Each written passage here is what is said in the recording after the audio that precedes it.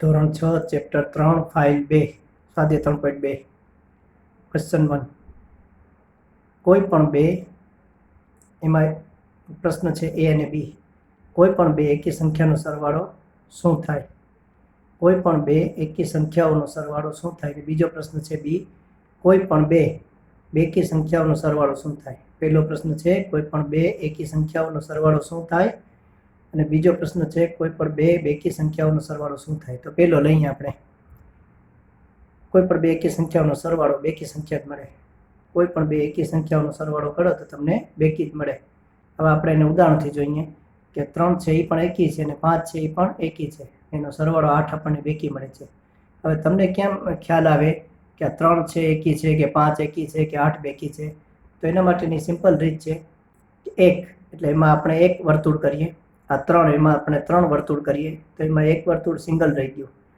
5 એમાં 5 વર્તુળ કરીએ 1 2 3 4 ને 5 તો આની જોડી થઈ આ વર્તુળની જોડી થઈને એક વર્તુળ સિંગલ રહી ગયું તો જેમાં સિંગલ એકલો રહી જાય એક રહી જાય સિંગલ રહી જાય તો એને એકી સંખ્યા કહેવાય હવે આ માની લો કે 2 છે તો એમાં આપણે 2 વર્તુળ કરીએ તો એમાં કોઈ સિંગલ ન રહ્યું જોડીમાં જ રહ્યા તો એ બેકી કહેવાય 4 આપણે 4 વર્તુળ કરીએ 1 2 3 ને 4 તો એમાં પણ બધા જોડીમાં જ રહ્યા 2 જોડી થઈ કોઈ પણ સિંગલ ન રહ્યું તો એને બેકી કહેવાય ટૂંકમાં એક રહી જાય સિંગલ રહી જાય છૂટો તો એને એકી સંખ્યા કહેવાય અને જોડીમાં રહીએ તો એને બેકી કહેવાય 2 4 6 8 10 12 14 16 આ બધી બેકી સંખ્યા કહેવાય 1 3 5 7 9 11 13 15 17 19 21 આ બધી એકી સંખ્યાઓ કહેવાય હવે બે એકી સંખ્યાઓનો સરવાળો કરીએ તો 3 ને 5 લઈએ તો એ 8 આવે એ બેકી આવે 7 અને 9 બંને એકી સંખ્યા છે બંનેનો સરવાળો કરીએ તો 16 મળે એ બેકી સંખ્યા મળે એટલે કે કોઈ પણ બે એકી સંખ્યાઓનો સરવાળો હંમેશા શું મળે બેકી સંખ્યા જ મળે હવે એમાં બીજો પ્રશ્ન છે કોઈ પણ બે બેકી સંખ્યાઓનો સરવાળો શું થાય કોઈ પણ બે બેકી સંખ્યાઓનો સરવાળો શું થાય બે બેકી સંખ્યાઓનો સરવાળો હંમેશા બેકી સંખ્યા જ મળે 4 અને 6 બંને બેકી છે તો 10 મળે છે એ બેકી જ મળે છે 8 ને 10 બંને બેકી સંખ્યા છે એનો સરવાળો કરો તો 18 મળે છે એ બેકી જ છે 2 અને 4 એનો સરવાળો કરીએ તો 2 ને 4 6 મળે તો એ પણ બેકી સંખ્યા છે 2 અને 10 એનો સરવાળો કરીએ તો 12 મળે તો 2 છે એ પણ બેકી છે 10 છે એ પણ બેકી છે અને એનો સરવાળો 12 મળ્યો એ પણ બેકી જ મળ્યો એટલે ટૂંકમાં કોઈ પણ બે બેકી સંખ્યાનો સરવાળો કરો તો તમને હંમેશા બેકી સંખ્યા જ મળે ક્વેશ્ચન 2 નીચે જણાવેલા વાક્ય સાચા છે કે ખોટા છે તે જણાવો 3 એકી સંખ્યાનો સરવાળો બેકી સંખ્યા મળે આ વિધાન ખોટું છે આપણે 3 એકી સંખ્યાઓ લઈએ કે આ 3 છે એકી છે 5 એકી 7 એકી તો 3 ને 5 8 ને 7 15 મળ્યા તો એ આપણને એકી સંખ્યા જ મળ્યા એકી સંખ્યા મળી જ્યારે અહીં પ્રશ્નમાં કહેવામાં આવ્યું છે કે બેકી સંખ્યા મળે છે 3 એકી સંખ્યાનો સરવાળો બેકી મળે છે તો એ વિધાન ખોટું છે આપણે 3 એકી સંખ્યાનો સરવાળો કર્યો તો આપણને બેકી ન મળ્યો આપણને એકી મળ્યો આવી રીતે 1 અને 9 10 10 ને 11 21 તો એ આપણે 3 એકી સંખ્યાનો સરવાળો કર્યો તો એ પણ આપણને એકી સંખ્યા જ મળ્યો 1 ને 3 4 ને 5 9 એ આપણે સરવાળો કર્યો 3 એકી સંખ્યાઓનો તો એ પણ આપણને એકી સંખ્યા મળ્યો એટલે કે બેકી ન મળે પરંતુ એકી મળે માટે આ વિધાન ખોટું છે એનો બી છે બે એકી સંખ્યા અને એક બેકી સંખ્યાનો સરવાળો બેકી સંખ્યા મળે છે તો આ વિધાન સાચું છે બે એકી સંખ્યા લઈએ 3 એકી 7 પણ એકી અને એક બેકી સંખ્યા લઈએ તો આ 4 બેકી છે તો 3 ને 7 10 ને 4 14 તો એ જે જવાબ મળ્યો એ આપણને બેકી સંખ્યા મળ્યો આ આપણને બેકી મળ્યો તો એ વિધાન સાચું છે હજી આગળ ચકાસી લઈએ કે બે એકી સંખ્યા લેવાની છે તો 1 છે એ એકી સંખ્યા છે 3 પણ એકી સંખ્યા છે હવે એક બેકી સંખ્યા લેવાની છે તો એ 6 આપણે બેકી લઈ લઈએ તો 1 ને 3 4 4 ને 6 10 10 મળ્યું એ બેકી મળ્યું હવે કોઈ વિદ્યાર્થીને એમ પ્રશ્ન થાય કે મારે 1 અને 3 હવે બીજી બેકી સંખ્યા લેવાની છે મારે 6 નથી લેવું મારે 2 લેવું છે તો એ 2 લઈ શકે છે 1 ને 3 4 ને 2 6 થયા તો 6 મળી પણ બેકી મળી તો કોઈ વિદ્યાર્થીને એમ થાય કે આ 2 નથી લેવું મારે 4 લેવું છે તો આપણે 1 ને 3 4 4 ને 4 8 તો એ 8 મળ્યા એ પણ બેકી મળ્યા એટલે ગમે તે સંખ્યા લઈ શકાય ને આ ફક્ત સમજવા માટે છે 3 એકી સંખ્યાનો ગુણાકાર એકી સંખ્યા છે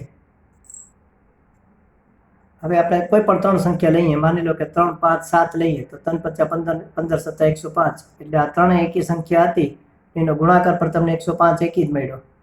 એવી રીતે માની લો કે તમે 1, 3 ને 5 લ્યો તો 1 તેરી 3 ને 3 × 5 = 15, તો એ પણ તમને એકી મળ્યું. આ 1 છે એકી, 3 એકી ને 5 એકી, આ ત્રણેય એકી સંખ્યાનો ગુણાકાર કર્યો તો 15 જવાબ મળ્યો, એ પણ એકી જ મળ્યો.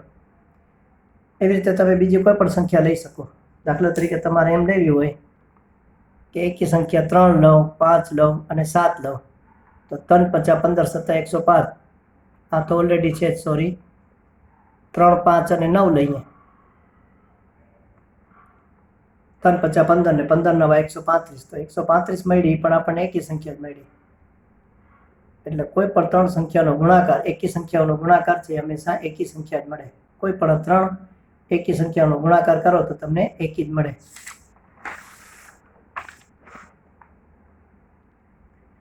જો બેકી સંખ્યાને 2 વડે ભાગવામાં આવે, બેકી સંખ્યાને 2 વડે ભાગવામાં આવે તો ભાગાકાર હંમેશા એકી સંખ્યા હોય છે. તો વિધાન ખોટું. દાખલા તરીકે 10 છે, આ બેકી સંખ્યા છે, એને 2 વડે ભાગીએ તો 5 મળ્યું, એ એકી મળ્યું. 5 એકી મળ્યું, તો અત્યારે આપણને એમ લાગે છે કે આ વિધાન સાચું છે. આ 14 છે, બેકી સંખ્યા છે, આ બેકી સંખ્યા છે, એને 2 વડે ભાગીએ તો 7 મળે છે, તો જવાબ એકી મળે છે. તો આપણને એમ લાગે કે આ વિધાન સાચું છે, પરંતુ દરેક જગ્યાએ સાચું નથી. જો દાખલા તરીકે 16 છે, આ બેકી સંખ્યા છે 16, એને આપણે 2 વડે ભાગીએ તો એ 8 મળે છે. હવે એ એકી મળતું નથી, હવે એ બેકી મળે છે. જો દાખલા તરીકે 20 છે, એ બેકી છે, એને આપણે 2 વડે ભાગીએ તો એ જવાબ મળે છે 10, એ બેકી સંખ્યા છે, તો એકી મળતું નથી. એટલે કે હંમેશા એકી મળે છે ને, એ વિધાન સાચું નથી. અહીં શું છે કે એકી પણ મળી શકે અને બેકી પણ મળી શકે, હંમેશા એકી ન મળે. એટલા માટે આ વિધાન ખોટું થઈ ગયું. બધી અવિભાજ્ય સંખ્યા એકી સંખ્યા છે, તો એ વિધાન ખોટું. કારણ કે અવિભાજ્ય સંખ્યાઓ છે 2, 3, 5, 7, 11, 13, 17, 19, 23 અપ ટુ ઇન્ફિનિટિવ, અનંત સુધી છે. હવે એમાં 2 છે એ બેકી સંખ્યા છે, એ એકી સંખ્યા નથી. બાકીની બધી એકી સંખ્યાઓ છે, પણ અવિભાજ્ય સંખ્યાઓમાં 2 એવી સંખ્યા છે કે જે બેકી સંખ્યા છે. બધી અવિભાજ્ય સંખ્યા એકી સંખ્યા છે, તો એ વિધાન ખોટું થઈ ગયું. કારણ કે જો એમાં 2 એવું નીકળ્યું કે એ અવિભાજ્ય પણ છે અને એકી નથી, પણ કેવું છે? બેકી છે. હવે તમને મનમાં એક પ્રશ્ન આવે કે અવિભાજ્ય સંખ્યા એટલે શું અને વિભાજ્ય સંખ્યા એટલે શું? એટલે આપણે થોડા એક્ઝામ્પલથી સમજી લઈએ કે એકી સંખ્યા કોને કહેવાય અને બેકી સંખ્યા કોને કહેવાય.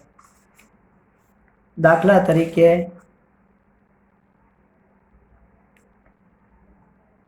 આ 3, 5, 7, 11, 13, આવી રીતે 17, આ બધી અવિભાજ્ય સંખ્યાઓ છે. આ બધી કેવી છે? અવિભાજ્ય સંખ્યાઓ. હવે તમને એમ થાય કે ખબર કેમ પડે કે અવિભાજ્ય છે? તો જુઓ, 3 ને કોઈ ન ભાગી શકે, 1 અને 3 સિવાય. 1 તો એને 1 ભાગી શકે ને 1 પોતે. 5 ને બીજો કોઈ ન ભાગી શકે, 1 તો એને 1 ભાગી શકે ને બીજું 5 પોતે પોતાને ભાગી શકે. 7 ને બીજું કોઈ ન ભાગી શકે, 1 તો 1 ભાગી શકે અને 1 7 પોતે ભાગી શકે. એટલે આમાં પણ જુઓ, ફક્ત એને 2 અવયવ મળ્યા. આને પણ 5 ને પણ 2 અવયવ મળ્યા, 7 ને પણ 2 અવયવ મળ્યા, 11 ને પણ 1 અને 11 સિવાય કોઈ ન ભાગી શકે, 13 ને પણ 1 અને 13 સિવાય કોઈ ન ભાગી શકે, 17 ને પણ 1 અને 17 સિવાય બીજી કોઈ સંખ્યા ભાગી શકે નહીં. તો જે સંખ્યાના માત્ર 2 જ અવયવ હોય તો એવી સંખ્યાઓને અવિભાજ્ય સંખ્યાઓ કહેવાય. હવે વિભાજ્ય સંખ્યા કોને કહેવાય? વિભાજ્ય. તો આ 4, 6, 8, 9, 10, 12, 14 ને આ 15, આ બધી વિભાજ્ય છે. હવે તમને કેમ ખબર પડે? તો જો આ 4 ને 1 ને 4 તો ભાગી શકે છે, એના સિવાય 2 પણ ભાગી શકે, 2 દુ 4. તો આના 2 કરતાં વધારે અવયવ મળ્યા તો એને વિભાજ્ય કહેવાય. 6 ને 1 અને 6 તો ભાગી શકે, એ ઉપરાંત 2 પણ ભાગી શકે અને 3 પણ ભાગી શકે. 2 તેરી 6. તો આને 2 કરતાં વધારે અવયવ મળ્યા. કેટલા મળ્યા? 1, 2, 3 ને 4 મળ્યા, તો એને પણ વિભાજ્ય કહેવાય. 8 ને 1 ને 8 તો ભાગી શકે, પણ એને 2 ને 4 પણ ભાગી શકે, એટલે એના 4 અવયવ થયા. 1, 2, 3 ને 4, તો એ પણ વિભાજ્ય કહેવાય. 9 ને 1 અને 9 તો ભાગી શકે, એ ઉપરાંત એને 3 પણ ભાગી શકે. 3 તેરી 9, માટે એને પણ વિભાજ્ય કહેવાય. 10 ને 1 અને 10 તો ભાગી શકે, એ ઉપરાંત એને 2 ને 5 પણ ભાગી શકે, એટલે એના પણ 2 કરતાં વધારે અવયવ થયા. જેના 2 કરતાં વધારે અવયવ હોય એને વિભાજ્ય સંખ્યા કહેવાય, અને જેને માત્ર 2 અવયવ હોય એને અવિભાજ્ય સંખ્યા કહેવાય. હવે તમને આ સમજમાં આવી ગયો હશે. અવિભાજ્ય સંખ્યાને અવયવ હોતો નથી, તો એ વિધાન ખોટું છે. અવિભાજ્ય સંખ્યાને 2 અવયવ તો હોય જ, એક તો 1 અને એક પોતે, જે આપણે હમણાં ઘણા એક્ઝામ્પલથી જોઈ લીધું કે અવિભાજ્ય સંખ્યાને આમાં કહેવામાં આવ્યું છે કે અવયવ હોતો નથી, તો એ વિધાન ખોટું. અવિભાજ્ય સંખ્યાને 2 અવયવ તો હોય જ, એક તો 1 હોય ને એક સંખ્યા પોતે, એક હોય ને એક સંખ્યા પોતે, માટે આ વિધાન ખોટું. હવે F પછી G, 2 અવિભાજ્ય સંખ્યાનો સરવાળો હંમેશા બેકી સંખ્યા છે, તો એ વિધાન ખોટું. 2 અવિભાજ્ય સંખ્યા લઈએ, દાખલા તરીકે 2 અને 3 બંને અવિભાજ્ય છે, 2 પણ અવિભાજ્ય અને 3 પણ અવિભાજ્ય, તો સરવાળો આવ્યો 5.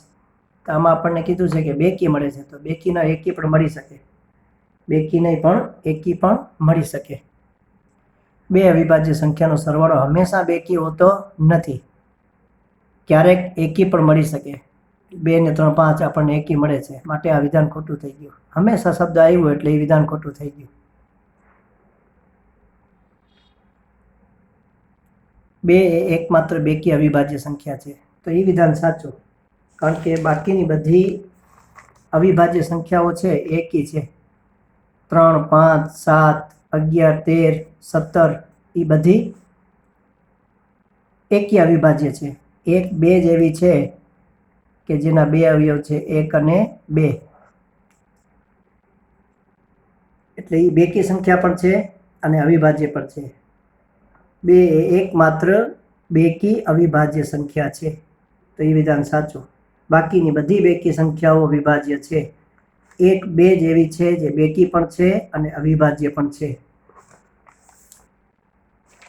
બધી બેકી સંખ્યા વિભાજ્ય સંખ્યા છે, તો એ વિધાન ખોટું, કારણ કે 4 માની લો બેકી પણ છે, વિભાજ્ય છે. 6 બેકી છે, વિભાજ્ય છે. 8, 10, 12, 14, 16, 18, 20 આ બધી બેકી પણ છે અને વિભાજ્ય પણ છે.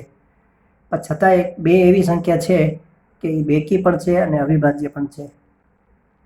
તો આમાં આપણને કહેવામાં આવ્યું છે કે બધી બેકી સંખ્યા વિભાજ્ય છે, તો બધીમાં આ એક 2 રહી ગઈ, કે 2 એવી છે કે જે બેકી પણ છે અને છતાં વિભાજ્ય નથી, ને કેવી છે? અવિભાજ્ય છે, માટે આ વિધાન ખોટું થઈ ગયું. જે 2 બેકી સંખ્યાઓનો ગુણાકાર હંમેશા બેકી સંખ્યા હોય છે. 2 બેકી સંખ્યાઓનો ગુણાકાર કરો, 4 દુ ને 8, તો એ તમને જવાબ મળ્યો, એ બેકી મળ્યું 8. 6 દાણ 60, 6 બેકી ને 10 પણ બેકી, ગુણાકાર 60 આવ્યો હોય પણ બેકી, એટલે 2 બેકી સંખ્યાનો ગુણાકાર કરો. આ 2 બેકી સંખ્યાઓનો ગુણાકાર કરીએ તો જે જવાબ મળે છે એ પણ બેકી જ મળે છે.